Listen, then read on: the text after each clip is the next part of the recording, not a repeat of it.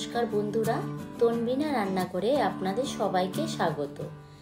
আমাদের সকালে জলখাবারে কিন্তু সবসময় একঘেয়েমি খাবার খেতে ভালো না লাগে। তার জন্য 1 কাপ সুজি দিয়ে কিন্তু দুর্দান্ত একটি রেসিপি খুব সহজে বানিয়ে নেওয়া যায়। তাহলে আসুন আমার আজকের ভিডিও দেখে নেওয়া যাক। রেসিপিটি বানানোর জন্য আমি একটা বোলের মধ্যে মেজারমেন্ট কাপের 1 কাপ সুজি নিয়েছি। আপনারা ঘরে যে কোনো চায়ের কাপে মেপে 1 কাপ এখানে সুজি ব্যবহার করতে পারবেন। এবার এখানে 1 কাপ সুজির জন্য আমি 5 চামচ টক দই দিয়ে দিচ্ছি।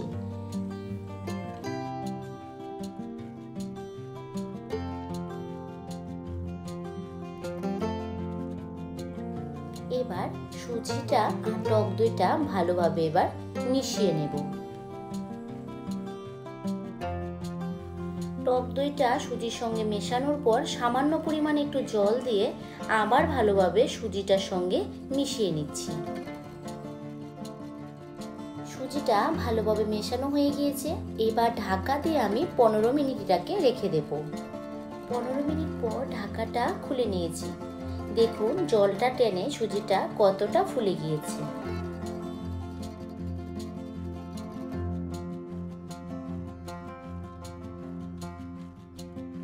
সুজিটার সঙ্গে কিছু সবজি মিশিয়ে নেব।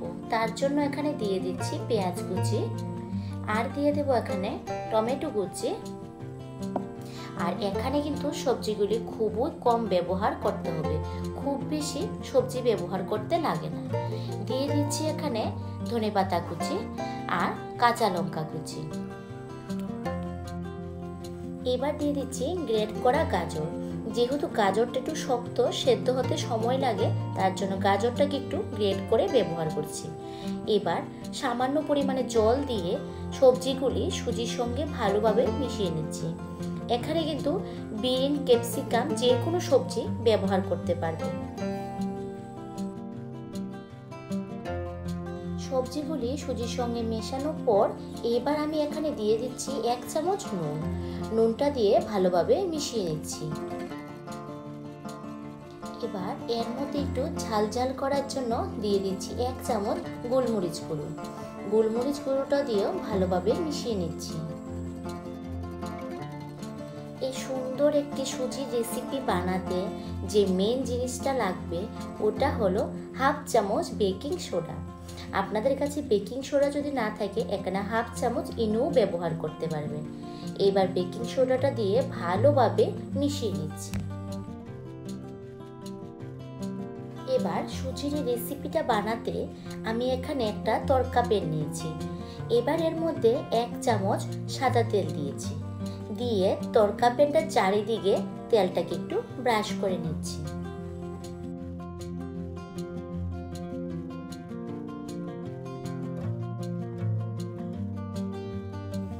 এবার তেলের মধ্যে দিয়ে দিচ্ছি খুব সামান্য পরিমাণে গোটা জিরে। এবার দিয়ে দিচ্ছি কালো সর্ষে, আর দিয়ে দেব কয়েকটু সাদা তেল।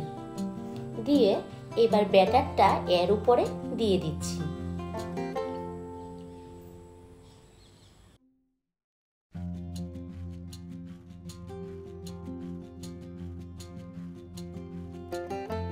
এবার গ্যাসের ফ্লেমটাকে মিডিয়ামে রেখে যে কোনো স্টিলের ছোট সাইজের থালা বা প্লেট দিয়ে ঢেকে এটাকে 1 থেকে 2 মিনিট ঢেকে দিলে হয়ে যাবে।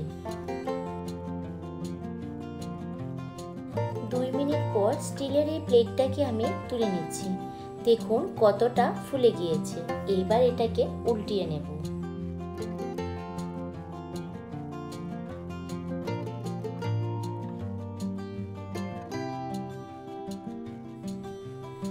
আর এটা উল্টাতে কিন্তু কোনোই অসুবিধা হবে না, অনায়াসে কিন্তু উঠে আসবে। এবার অপর সাইডটাকেও আমি ভালোভাবে একটু সেঁকে নিচ্ছি।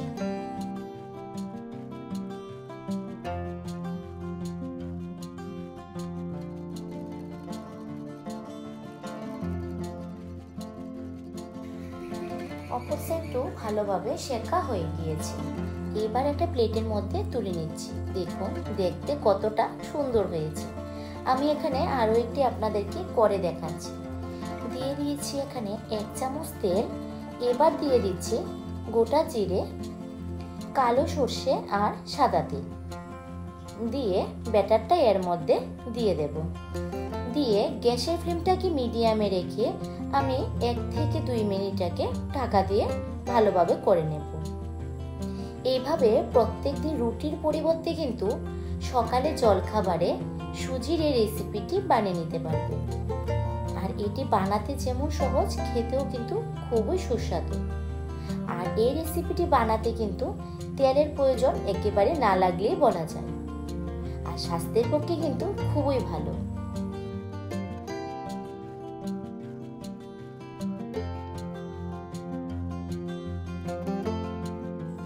এইভাবে করে আমার সবগুলি করা হয়ে গিয়েছে।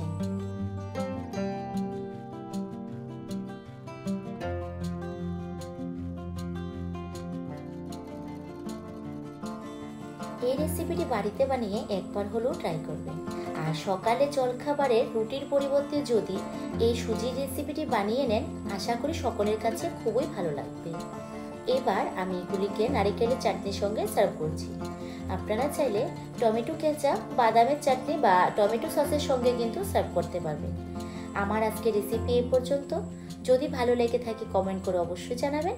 আর আমার চ্যানেলে নতুন বন্ধু হয়ে থাকলে চ্যানেলটিকে লাইক, শেয়ার, সাবস্ক্রাইব করে ভিডিওটি সম্পূর্ণ দেখার জন্য অনুরোধ রইল।